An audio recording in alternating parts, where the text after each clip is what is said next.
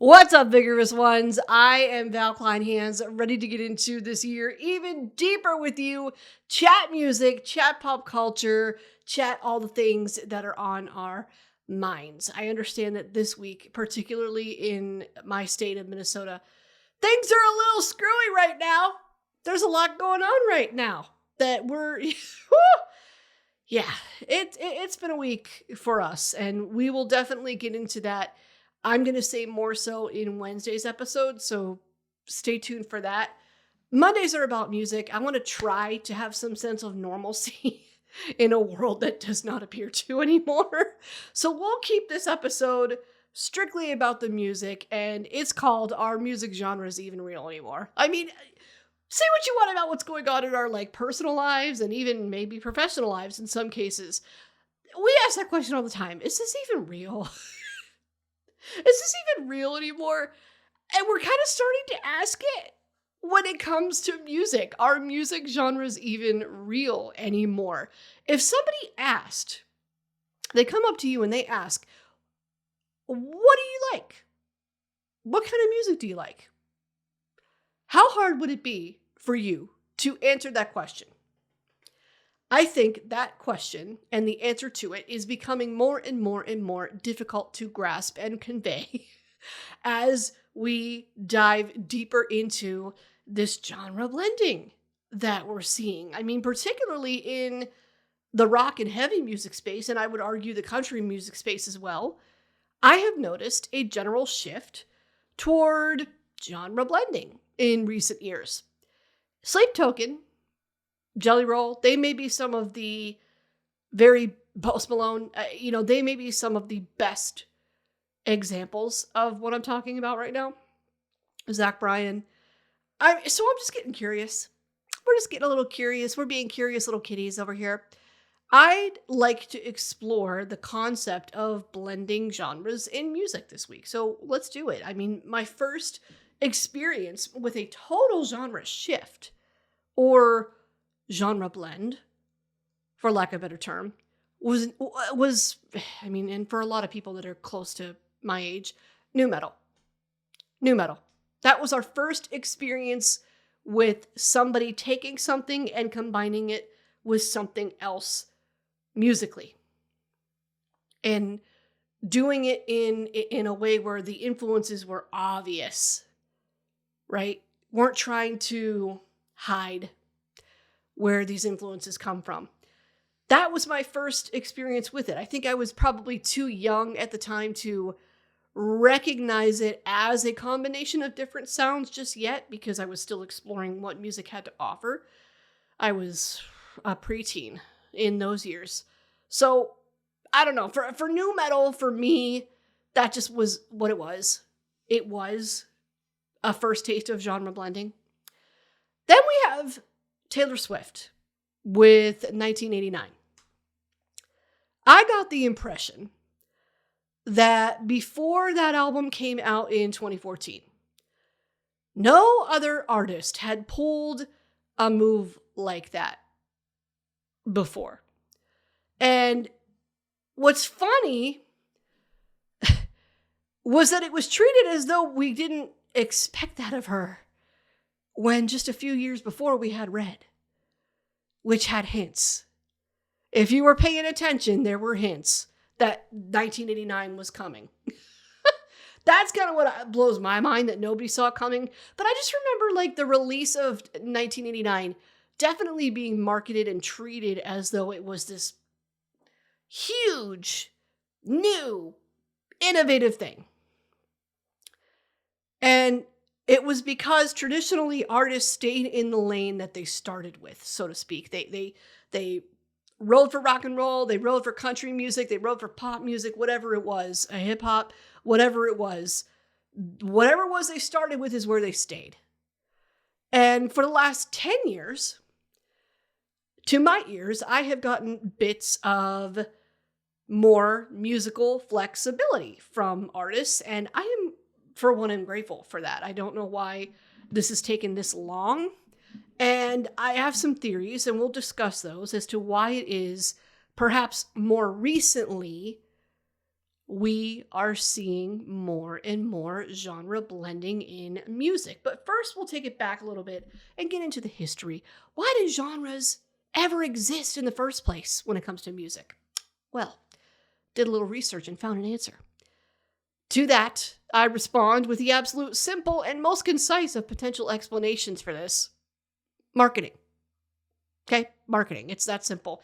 Music stores, radio stations, magazines, all of them depended on the genre boxes that we created because it made it easier for them to categorize how they would sell this product, this music, to you. And what I learned from my time in radio backs this up. The way that we used to work when I was involved was that a station would create a target demographic based on the genres of music they knew they were going to play.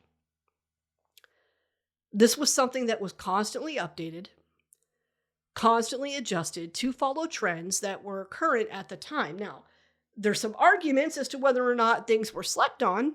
In my opinion, there were a lot of moments where things were slept on. And that depended on the market and what those in leadership felt that market was prepared for mentally. So it's interesting to me that even as recently as 10 years ago, they were still having those conversations. The conversations about Prince being too controversial for the Midwest when he came from the Midwest. I'm talking those types of conversations. It's gross. It continued.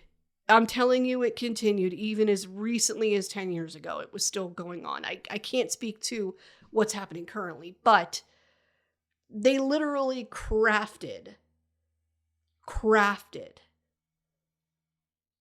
what they were presenting and how they presented it. So today, honestly, I think our version of this type of crafting that I'm talking about, the marketing, they're marketing to whatever suits the algorithm now.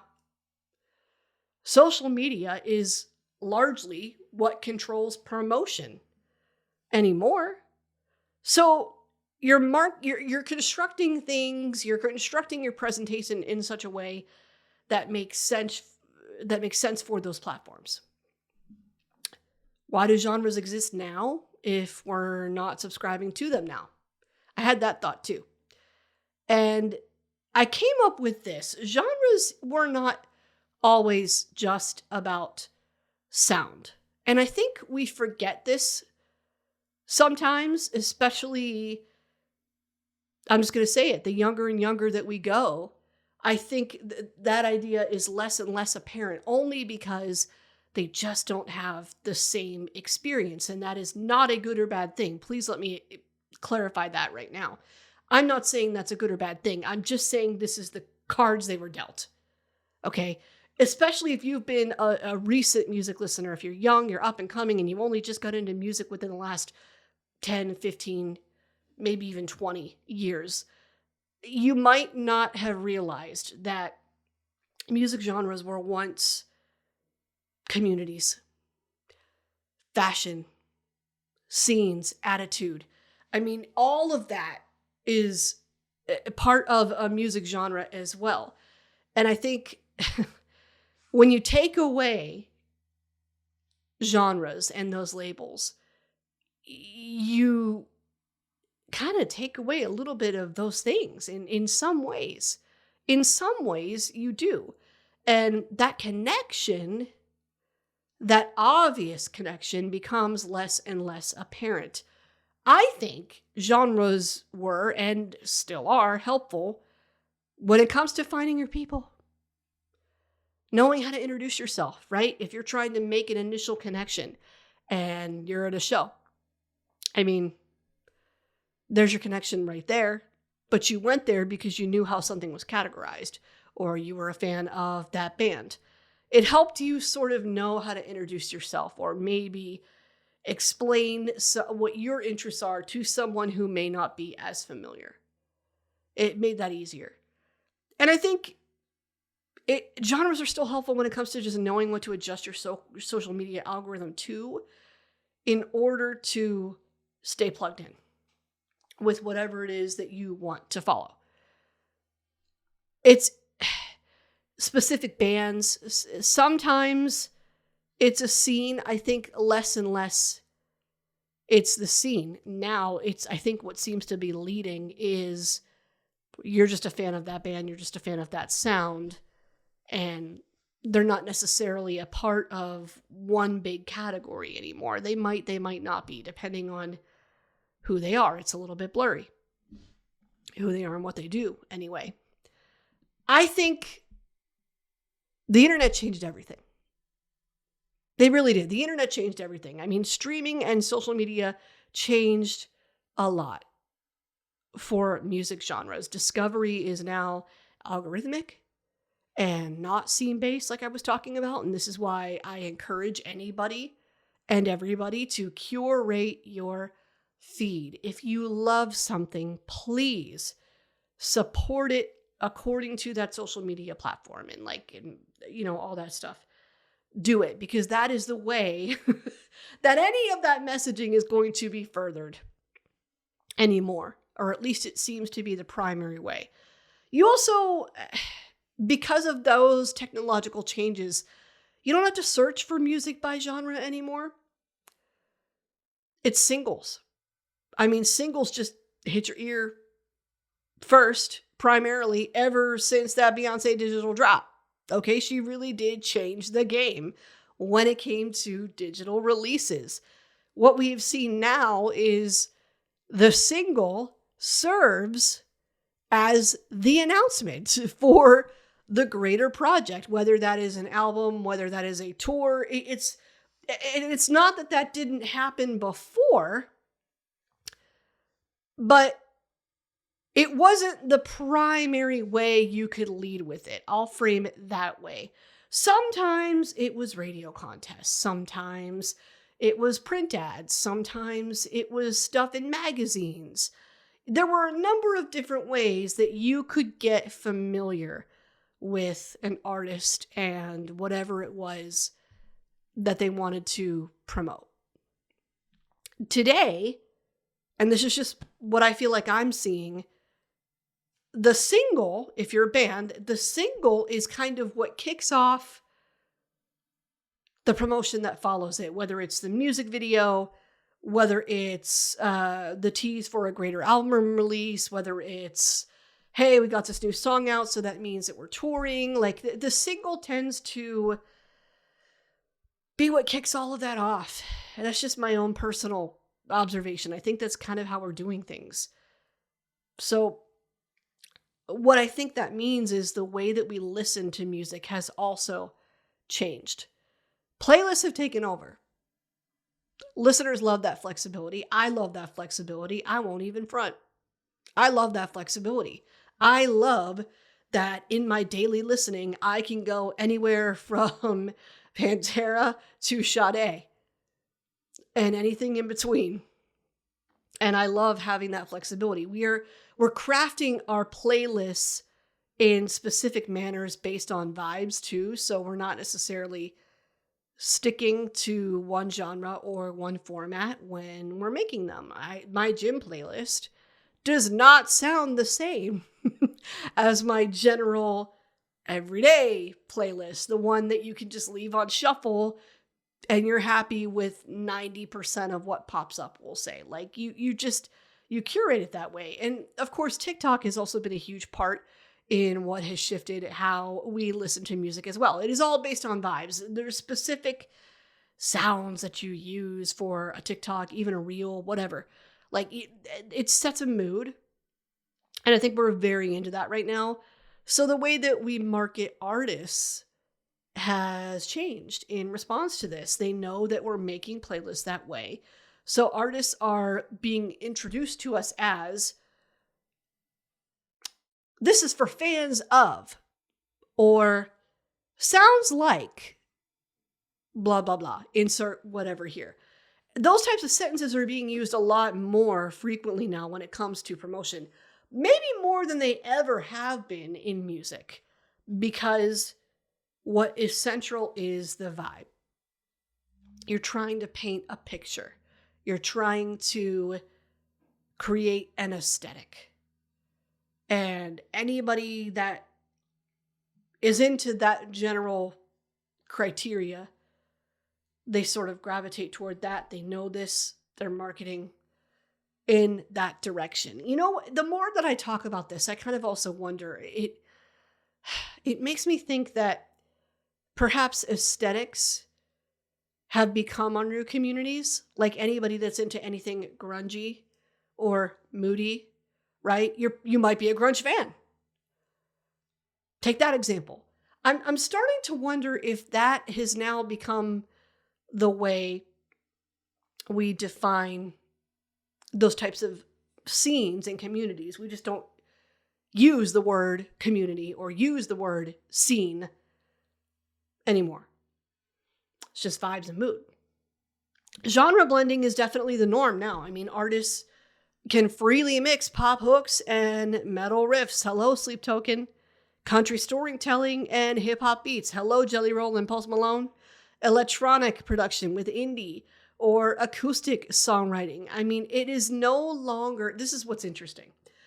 It's no longer rebellious or shocking to blend genres anymore. And there was a time relatively recently where it still was, but that's changing. And a part of me is a little bit saddened by that because I am always in favor of anything that sticks it to the man and anything that is just against mainstream traditional choices.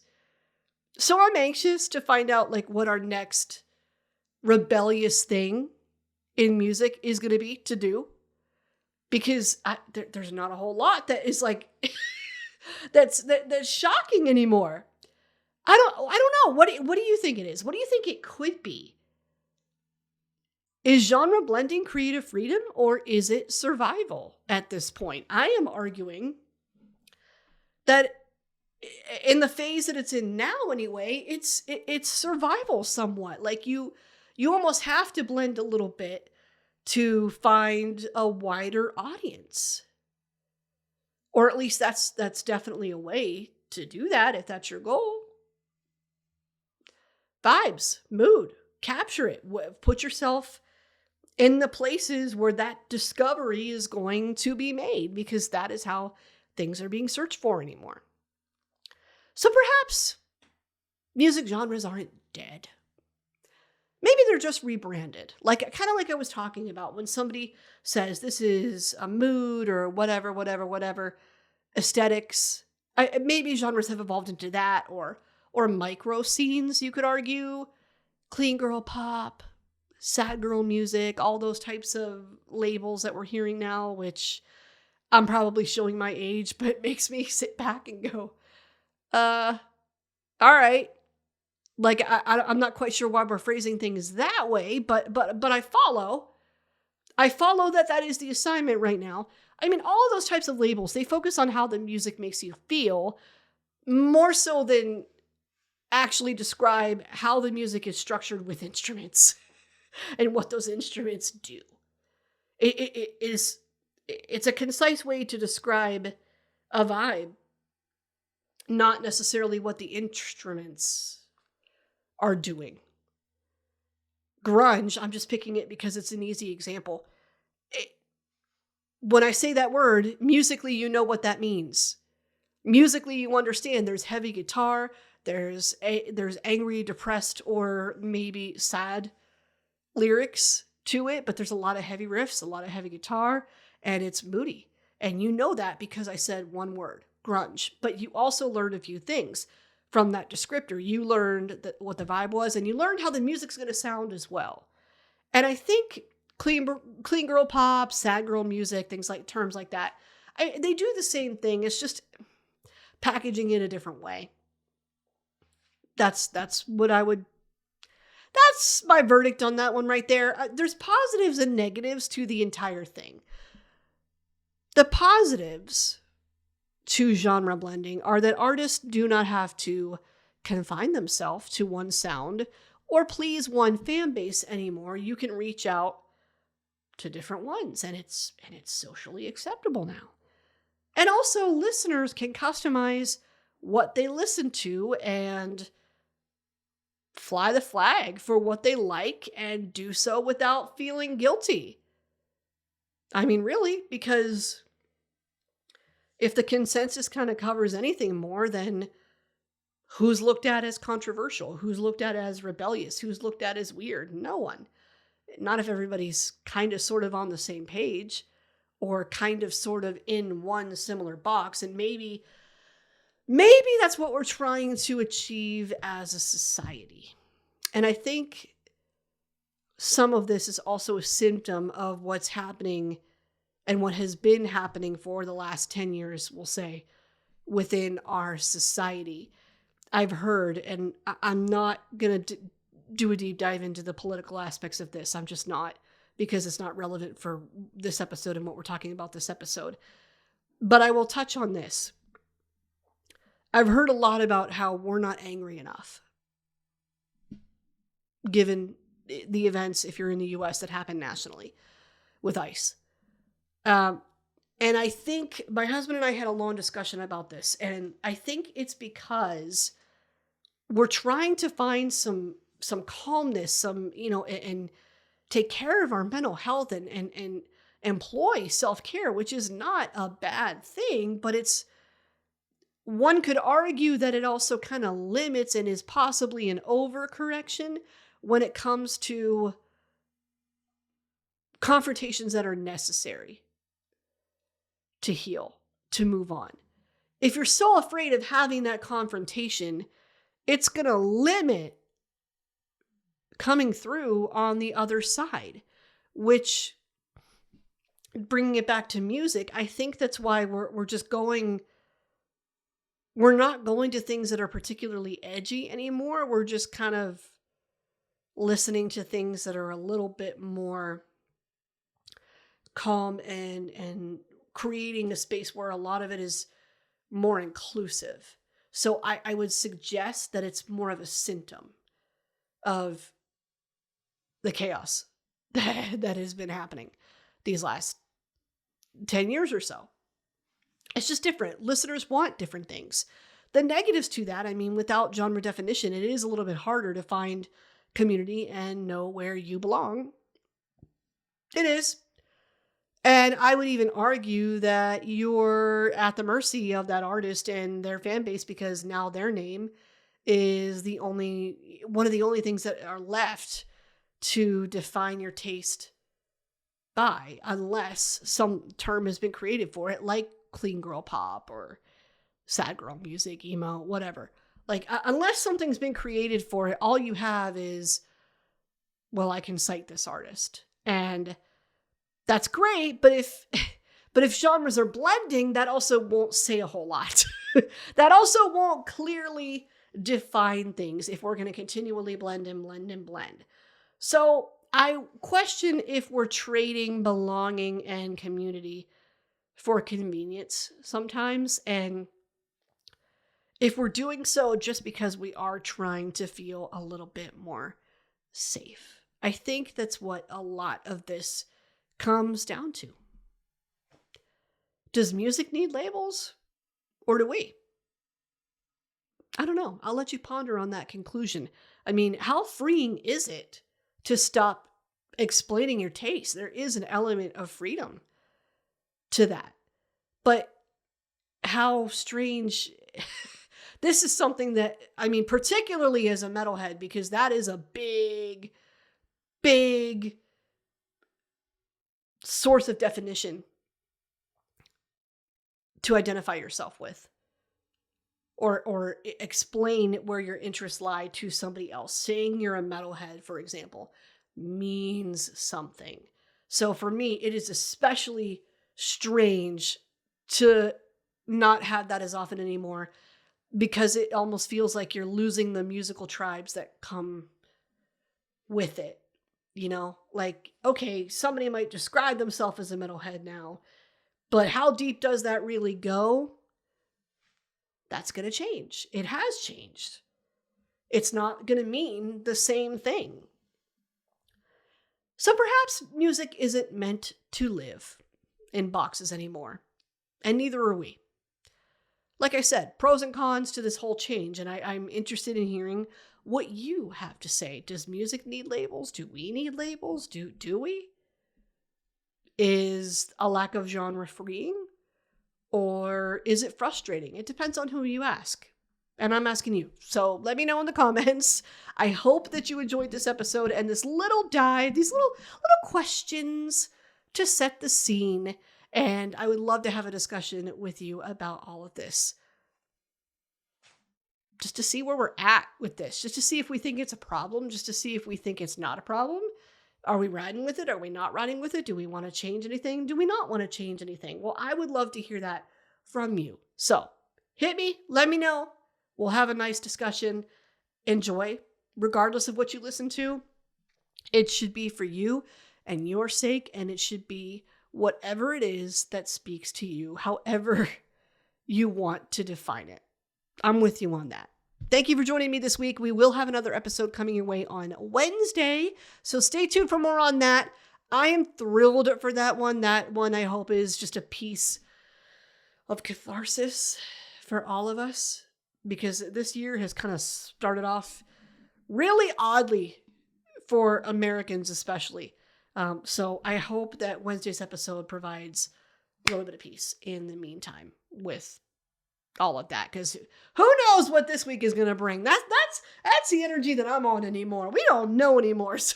So we're just going to ride until the wheels fall off and keep moving to the best of our ability in the way that we know how. It's way more important to just survive. Music, I believe, is something that helps us survive. So keep listening.